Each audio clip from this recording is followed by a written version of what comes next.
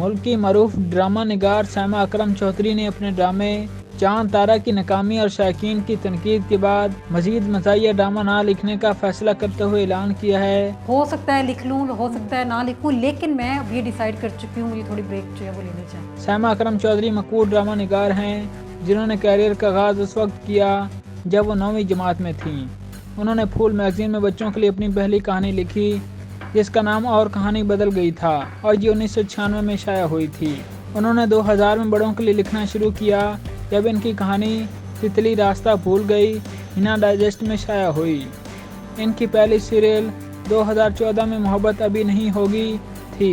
इनकी दीगर hit serial में अनाया तुम्हारी हुई, मेरे अजनबी, मेरा दर्द न जाने कोई, आदि गवाही, तेरा हो गया।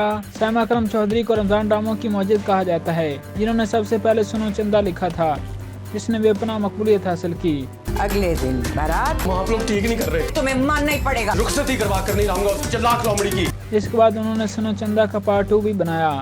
इसके अलावा इनके रमजान ड्रामों में चुपके चुपके, इश्क जलेबी, चौधरी एंड सन्स, हम तुम और अब ये चांद तारा शामिल हैं। सैमा अकरम चौधरी को सुनो चंदा ने इन्हें पाकिस्तानी ड्रामा निगारों के मुकाबले पर खड़ा किया और तब से इंडस्ट्री की कामयाब तरीन राइटर्स में से एक हैं जिन्होंने बड़े बड़े हदायतकारों और अदाकारों के साथ काम किया है और हर साल इनका रमज़ान ड्रामा यकीनी तौर पर हिट होता है। इस साल रमज़ान में ड्रामे ज़्यादा अच्छे नहीं चल रहे और लोग इनसे तंग आ चुके हैं।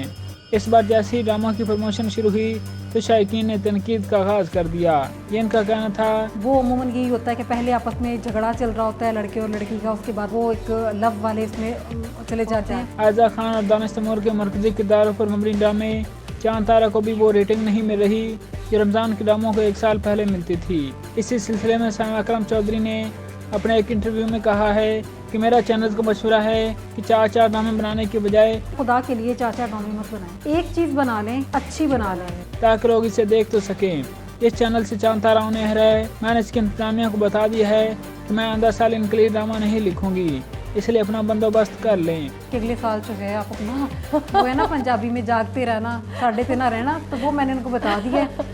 उन्होंने कहा कि मैंने फैसला कर लिया है कि अब मुझे ब्रेक ले लेनी चाहिए, 1 साल या 2 साल के लिए ब्रेक लूंगी। इसलिए वो कम से कम 2 साल तक के लिए रमज़ान ड्रामा नहीं लिखेंगी और नाज़रीन के साथ साथ चैनल के कंटेंट टीमों के बहुत से दबाव में हैं। तो उसको ये हक हासिल नहीं है कि वो मेरे जो है स्क्रिप्ट के साथ वो जुगाड़ करे, वो कुछ उसके अंदर चीज़ें लगाए। उन्होंने रमज़ान के ड्रामों के बारे में अपनी मायूसी का इज़हार करते हुए वजाहत की कि वो मतलूबा पैगाम को हल्के फुल्के अंदाज में शेयर करने पर यकीन रखती हैं कि हम कोई भी ऐसा टॉपिक उठाएं और उसको थोड़ा एग्जेजरेट कर दें। ठीक है, कॉमेडी में या लाइट मूड में थोड़ा चीज़ों को करते हैं कि लोग उसको बर्दाश्त कर लें, लेकिन आज के रमज़ान ड्रामे महज तमाचा बन गए हैं, यूँ इन्हें पसंद नहीं। मुझे लगता है कि रमज़ान सीरियल जहाँ पहुँच चुका है मुझे ज़रूर ब्रेक लेनी चाहिए।